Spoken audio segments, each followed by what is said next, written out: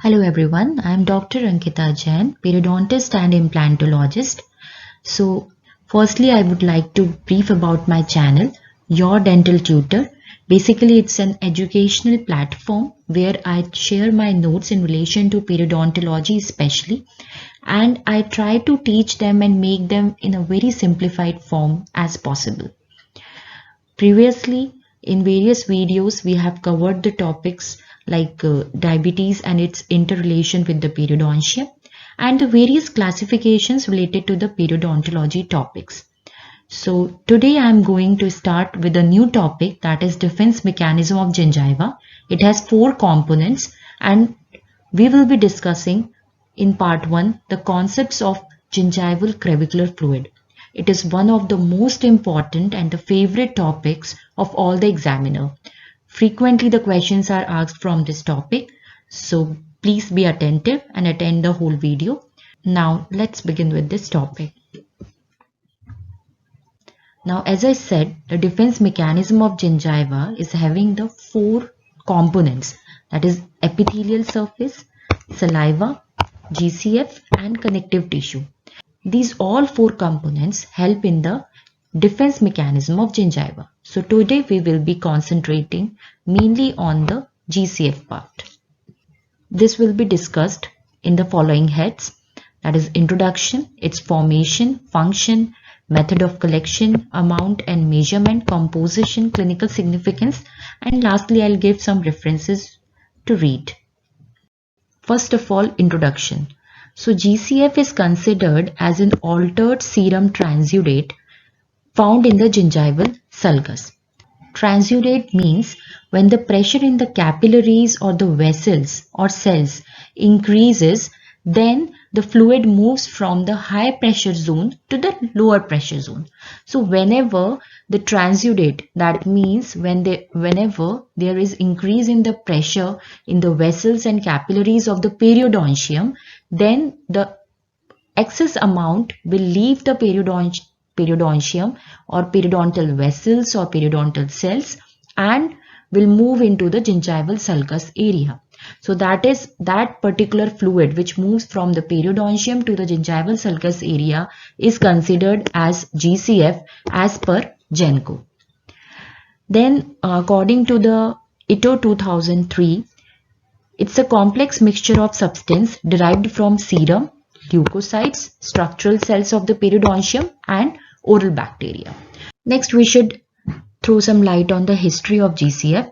So GCF, according to the Wehrhagh is considered to be the one of the pioneers in the field of periodontology, and he has given some facts about the GCF. Like he told that its composition and possible role in oral defense mechanism is there. So first of all, Wehrhagh has given its significance in the defense mechanism of gingiva. Brill and Cross in 1959 indicated that passage of fluid from the blood stream through the tissues and exiting via the gingival sulcus. So according to them also, they have suggested that there is a passage of fluid from the vessels and the capillaries of the periodontium to the tissues of the periodontium, and from those tissues it moves into the gingival sulcus. According to the Low et al., whenever there is a presence of GCF, that means there is some kind of periodontal pathology is present. Eagleburg, he continued to analyze the GCF and focused his studies on the dentogingival blood vessels and their permeability as they relate to GCF flow. Presence and functions of the proteins, especially enzymes in GCF, were first explored by Suda, Bang and Simonsoni in 1974. Various scientists have given different facts about the GCF, like their composition, their formation, and the reasons of the production of the GCF. Now let's understand its formation. So according to the investigations done by the Brill and Cross and Eagleburg, they have found that the GCF is formed due to the inflammatory changes in the connective tissues underlying the cellular and junctional epithelium. So first of all, if we see in this picture, then this part is basically the cellular epithelium, okay, and this part is junctional epithelium, Okay, and rest of it is the connective tissue, which is made up of the vessels and the tissues. Okay, vessels means veins and the capillaries, right? So whatever, when the inflammation increases, then the permeability of us vessels also increases, right? When there will be more vascular permeability, then it would be easy for the fluid to move from the vessels into the surrounding tissues. So here various capillaries, vessels are present, and when their permeability increases, then the fluid moves from the capillaries into the tissues. Now this fluid is again get mixed with the some active components which are lost in the tissues. Okay, various cells which are present in the tissues, they secrete the active components. So the fluid along with this active component is present in this particular area. Now this fluid gets passed on from the epithelial area to the gingival clavicular area, and now this fluid is said to be the GCF. So GCF is basically the combination of the components which are released in the connective tissue area, which is present underneath the cellular epithelium and the junctional epithelium. Now an experiment was conducted by Brill and Cross in 1959. What they did, they injected the dogs with fluorescein. Fluorescein is a dye, okay? They injected it intramuscularly in the dogs. Then they introduced filter paper in the gingival clavicular area. Within 3 minutes, that dye was recovered on the paper strips. That means flow of gingival fluid increased markedly following the stimulation of the gingiva by toothbrushing, chewing, after intravenous injection of histamine, or the development of inflammation. So if any kind of irritation to the gingiva occurs, then it leads to the formation of the gingival fluid into the gingival sulcus, which makes the gingival clavicular fluid. They suggested that whenever there will be increase in the amount of the GCF, then that should be related to the pathological condition of the periodontium. Now let's move on to the permeability of the junctional epithelium. So junctional epithelium is basically permeable to the substances with the molecular weight up to 1000 kD, that is kilodalton, and those substances are albumin, endotoxin, thymidine, histamine, phenytoin. Okay, these all substances can actually penetrate the junctional epithelium and can pass into the gingival clavicular area. Alfano gave his hypothesis in 1974. He said that flow of gingival fluid might be osmotically mediated. Now, what do we mean by osmosis? Osmosis is basically the movement of fluid from the lower concentration area to the higher concentration area in order to balance the concentration on both the sides. So, according to the Alfano, if the concentration of the solutes decreases in the periodontium, that means there is more amount of fluid in the periodontium present, then that extra amount of the fluid gets passed into the gingival sulcus to form the GCF. Paschle in 1976 developed the concept mathematically, describing that fluid flow across the capillaries.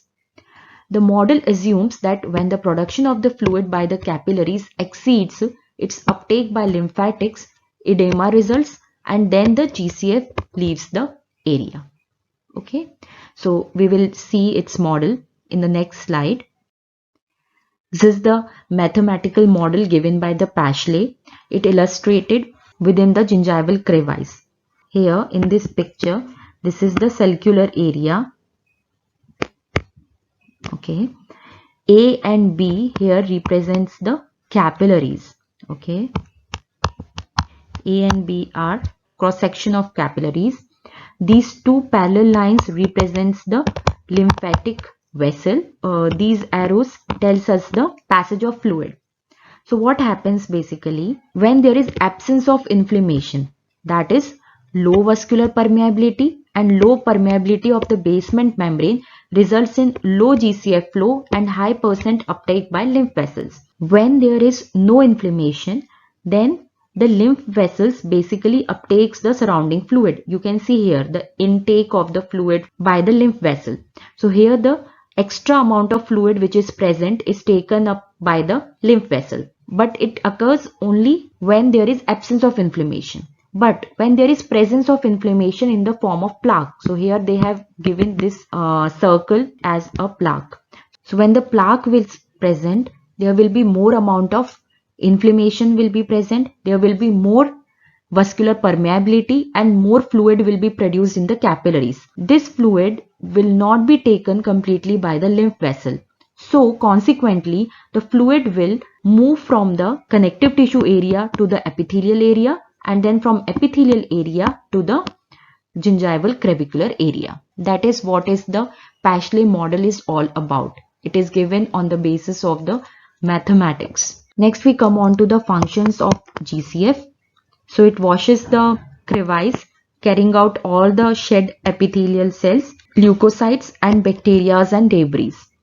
It contains plasma proteins which may influence epithelial attachment to the tooth. Okay, it actually have the proteins which helps in the attachment of junctional epithelium to the tooth.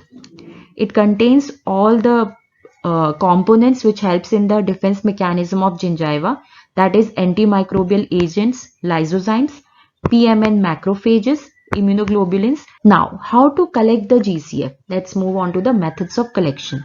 So there are gingival washing methods, capillary tubing or micropipettes, and absorbent filter paper strips. First of all, we will study the gingival washing methods. In this technique, the gingival crevice is basically perfused with isotonic solution of fixed volume. Okay, and the fluid collected then represents a dilution of the GCF, contains both cells and soluble constituents such as plasma proteins. Okay, so along with that isotonic solution, various components of the GCF will be collected and we can study the various components of the GCF. This process need to be repeated 12 times to allow thorough mixing of the transport solution and the GCF. Now, under this method, there is a semi-quantitative Skapsky and Lehner method 1976. This method is useful for studying number and the functional state of the cells and bacteria from the crevicular fluid. What is done here basically, they inject and re-aspirate the known amount of solution into the interdental gingival crevice. It does not permit absolute quantitative measurements because the solution which will be obtained will be the diluted form of the GCF. So how it is done? Collection of the crevicular fluid by means of gingival washings. 10 ml of fluid, that is Hank's balanced salt solution. It is inserted into the gingival crevices and then it is re-aspirated from the same syringe. It is ejected from a micro syringe and then re-aspirated. So whatever the fluid which is re-aspirated is a diluted form of the GCF because the GCF is now mixed with the Hank's balanced salt solution. So here the quantity cannot be estimated that how much amount of GCF is produced. But yes, we can do its qualitative analysis. We can know the components of the GCF by collecting the GCF through this method. Next, Takamori and Ofhim method of collection. These are based on use of individual acrylic appliances. They involved the construction of the customized acrylic stent which isolated the gingival tissue from the rest of the mouth. Now the tissues were then irrigated for 15 minutes with saline solution using a peristaltic pump and the diluted GCF was removed. Okay, so here also the same, they have irrigated with the saline solution and then the diluted GCF is removed. Now it is little complicated, so it is not used much. Disadvantage of this particular method is all fluid may not be recovered during the aspiration and re-aspiration procedures. Okay. Next method is capillary tubing or the micropipettes. So it was given by Suda, Bang and Simonsoni in 1969. Capillary tube of known diameter is placed at the entrance of the crevice and then that the fluid which is present in the gingival crevice will migrate up the tube by capillary action. Okay. This technique appears to be ideal as it provides the undiluted sample of the GCF of which volume can be accurately assessed. But the disadvantages are there with this particular method also. The collection time. The collection time is very long. It takes around 30 minutes or more to collect the GCF from one particular site. And it is very difficult to remove the complete sample from the tube.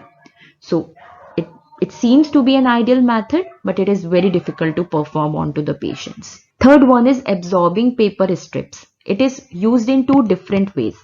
That is intraclavicular, which was given by Brill in 1962. In intraclavicular, the end of the strip is introduced into the sulcus or pocket till the minimum resistance is felt. And the extraclavicular, Lowenholm Pedersen. So this one is intraclavicular and these two are extraclavicular. In the extraclavicular, the strip is just placed outside the gingival sulcus. Now let's see the evaluation of the fluid collected. So the amount of GCF which is collected onto the paper strip is extremely small, and the measurements were performed by Simisoni. It showed that when a strip of paper which is 1.5 mm wide is inserted within the gingival sulcus at a distance of 1 mm and the gingiva is slightly inflamed, then it absorbs around 0.1 mg of GCF in 3 minutes. So that is what is the amount was achieved by Simisoni in his experiment. Now, after the collection of the GCF, how can we determine the volume or the composition of the GCF? So here are some of the methods like direct viewing or staining. So under a microscope fitted with graticule. Now graticule is a equipment for determining the wetted area. So that is how under the microscope we can measure the wetted area with the help of graticule. Next comes the stain the strip with alcoholic solution of ninhydrin. On the strip paper, the stained area is measured with the ordinary transparent ruler or by sliding caliper, calibrated magnifying glass, microscope with eyepiece graticule and photometric techniques. So that is how we can measure the area of the wetted area on the paper strip. Next is weighing the strip. So Winston and team in 1967 inserted pre-weighed twisted thread into the gingival crevice. Then they weighed the sample. So what they have done, they have pre-weighed the threads. Then they inserted those threads into the gingival crevice. Then after taking out it from the gingival crevice, those threads were remeasured. And the difference between the two measurements were taken as the volume of GCF. And fourth one is electronic device, which is the periotron. So we will be talking about it in the next slide. Periotron, basically it is an electronic measuring device. It allows the acute determination of the GCF volume and the laboratory investigations of the sample composition. Okay, so it is the most advanced device and it is the most acceptable to determine the exact amount and the quantity and also the qualitative analysis of the GCF. It measures the effect on the electrical current flow of the wetted paper strips. It has two metal jaws which act as a plates of an electric condenser. So how it is done? First of all, the paper strip is inserted in the gingival crevice and the GCF is collected onto the paper strip. This strip is placed in between the two jaws of the device. First of all, when the dry strip is placed between the jaw, the capacitance is translated via the electronic circuit and registers 0 on the digital readout. So the equipment is balanced by the dry strip.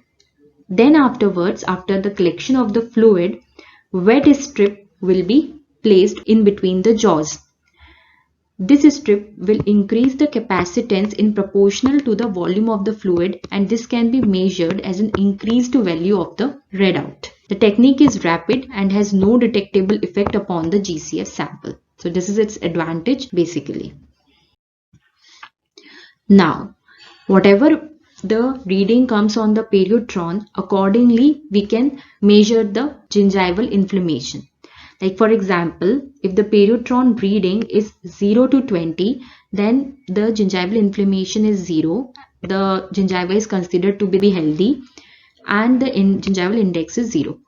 If it comes out to be 21 to 40, then it is mild inflammation of gingiva and GI comes to be 1. If it is 41 to 80, then it is moderate gingival inflammation and the gingival index will come out to be 2.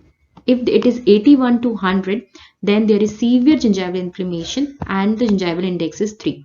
So that is how, by reading the periotron readings, we can measure the gingival inflammation. Next we come on to the composition. Composition, so there are various kinds of components present in the GCF. First is cellular elements. In the cellular elements, you can see the bacterial cells, epithelial cells, leukocytes, erythrocytes.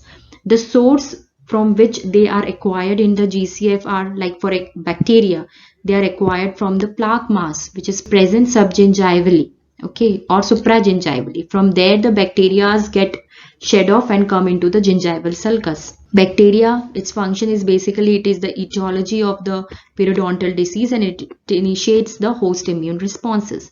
Next is epithelial cells. Epithelial cells from the cellular epithelium and the junctional epithelium. Leukocytes can be achieved from the gingival plexus of the blood vessels. Erythrocytes again from the blood vessels. So these are the cellular components which are basically present in the GCF and they have got their respective functions. Right? Epithelial cells, mainly they get shed from the junctional epithelium and the cellular epithelium as per Lange and Schroeder. From cellular epithelium, we will get extremely flattened cell and great amount of cytoplasmic filaments. Okay, the epithelial cells from the junctional epithelium have the characteristics like they contain lysosome-like bodies and these are mainly present at the bottom of the sulcus. Engulfed cocoid material, greater vacuolization and karyolysis. Turnover of oral cellular epithelium is 10 to 14 days and junctional epithelium is 4 to 6 days. Leukocyte, again in 1960, Sherry and Cross determined that 47% of cells obtained from gingival sulcus are leukocytes and 95 to 97% is neutrophils out of them, 1 to 2% is lymphocytes, 2 to 3% monocytes and numerous are present at the base and they decrease as we move coronally along the gingival sulcus. Next we come on to the electrolytes. So the first was cellular components, next is electrolytes. Sodium, it is present in the amount of 207 to 222 milliequivalent per liter. Potassium, it exceeds that of serum and 69 milliequivalent per liter. And other ions which are present are fluoride, calcium, magnesium and phosphate. These all you have to just mug up and write over there in the composition of the GCF. Third component is organic compounds. So carbohydrates, glucose, hexosamine, hexouronic acids are present. Glucose in the GCF is 3 to 6 times more than that of serum. Proteins, around 6.9 gram per 100 ml is present and mainly gamma, beta, alpha 1, alpha 2 globulins are present. Immunoglobulins, these are very important, that is IgG, IgA and IgM, all are present in the GCF. Lipids, phospholipids are present. These are mainly derived from the serum, salivary, bacterial and tissue sources. Other proteins are albumin, fibrinogen and transferrin. Metabolic and bacterial products are these which are present basically in the GCF. Now fifth component is enzymes. So here main enzymes are acid phosphatase, beta glucuronidase and lysozymes. Acid phosphatase are mainly involved in the connective tissue catabolism. They attack basically the teichoic acid. Teichoic acid is present in the bacterial cell wall. So whenever there will be more bacteria, then these acid phosphatase will break down the cell wall of the bacteria and will try to kill them. So they will be found in the GCF. Sources of these enzymes are PMNs, desquamating epithelial cells. Next we come on to the beta glucuronidase, hydrolases found in the azurophilic or primary granules, responsible for the final degradation of the oligosaccharides. Sources mainly are macrophages, fibroblasts and epithelial cells. Lysozymes, mainly the hydrolyzes the beta-1,4 glycosidic bonds of peptidoglycans, okay, which are present in the bacterial cell wall. They increased in the areas where there would be the more destruction of the connective tissue. There are other enzymes called proteolytic enzymes, exopeptidase and endopeptidase. And other enzymes are hyaluronidase, collagenases, lactic dehydrogenases, alkaline phosphatase, pyrophosphatase. So these are all the list of enzymes which are present in the GCF. Now, next is GCF flow. So what do we mean by it and what is its significance? Basically, it is the process of fluid moving into or out of the pocket. Okay, so when there is shallow pocket, then the amount will be 3 to 8 milliliter per hour. If there is intermediate periodontal disease, that means moderate kind, then 20 milliliter per hour. Advanced periodontal diseases are present, then there will be more amount of gingival flow, or the passage of the fluid will be more into and out of the pocket. It is an important determinant in the ecology of the periodontal pocket. Second one is its flushing action. Substances in the pocket are rapidly flushed out through the GCF flow. Controlled release antibacterial therapy compensates for the rapid removal of the substances from the sulcus. Next is isolation effect. Substances from outside do not penetrate the sulcus easily. Due to the presence of GCF, GCF has got its flushing action. So there will be the more washing of the gingival sulcus through the flow of GCF, and the outside material will not be allowed to enter into the sulcus by the GCF flow. GCF is relatively isolated from the saliva. Salivary amylase are present in very low levels in GCF. Concentration of IgG is 100 times more than that of saliva. Outward GCF flow inhibits the retrograde salivary flow. That means it doesn't allow the penetration of saliva into the gingival sulcus. Salivary contents do not generally enter the pocket. Now, this is the most important part, that is its clinical significance, right? First of all, circadian periodicity. So it has been observed by various scientists and has been concluded that it is more in the evening rather than in the morning. GCF and sex hormones. So in case of pregnancy, menstrual cycle, puberty, when there will be more amount of the sex hormones, then definitely the GCF will be more due to the increase in vascular permeability. Drugs in GCF. It has been seen that drugs are excreted through the GCF. Whenever we give a periodontal therapy to any of the patient, then that particular drug comes in the GCF, and tetracycline and metronidazole are the examples. When they are administered systemically, then they are found to be excreted in the GCF. Gingival fluid as a sign of subclinical inflammation. Flow from the crevice was demonstrated before clinical gingivitis was observed. Before appearance of the clinical symptoms of the gingiva, the secretion of the GCF increases. So just by determining the amount of GCF, we can actually know that the gingival inflammation process is going on. We can predetermine the upcoming gingivitis. Increase in the vascular permeability of venular type vessels in the connective tissue leads to the increase in the GCF. Influence of mechanical stimuli. Obviously, when we irritate the gingiva, when we do any kind of toothbrushing trauma, then the amount of GCF increases. So any kind of mechanical stimulation will cause increase in GCF. Periodontal therapy. So through scaling and root planing, there will be decrease in GCF. In case of surgical procedures, there will be increase in GCF because we are inducing a kind of trauma to the gingiva, and result of inflammatory reaction and loss of intact epithelial barrier. Trauma to the epithelium, then also it will result in the increase in inflammation, increase in vascular permeability, increase in the GCF secretion. Other than that are GCF and diabetes. So beta glucuronidase are found higher in diabetics with poor metabolic control. Beta glucuronidase is a predictor of the periodontal disease activity also. Okay. GCF and pregnancy. So in case of pregnancy, prostaglandin E2 is increased, and it is also a marker for current periodontal disease activity and decrease in the birth weight. So these are the clinical significances of the GCF. These are the references. This is the question bank. Mostly the direct question is asked of 6 marks, 5 marks, and sometimes a 20 marks question is also asked from this particular topic.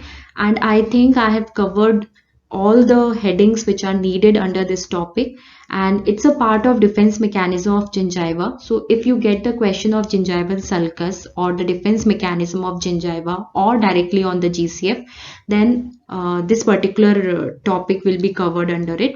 And in the defense mechanism of gingiva, this is just a part. Defense mechanism of gingiva in all has 4 components.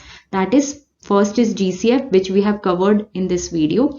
In the next video, I will be covering the epithelium and saliva. And in the third part, I will be covering the connective tissue. That is how the 4 components actually make up the defense mechanism of gingiva.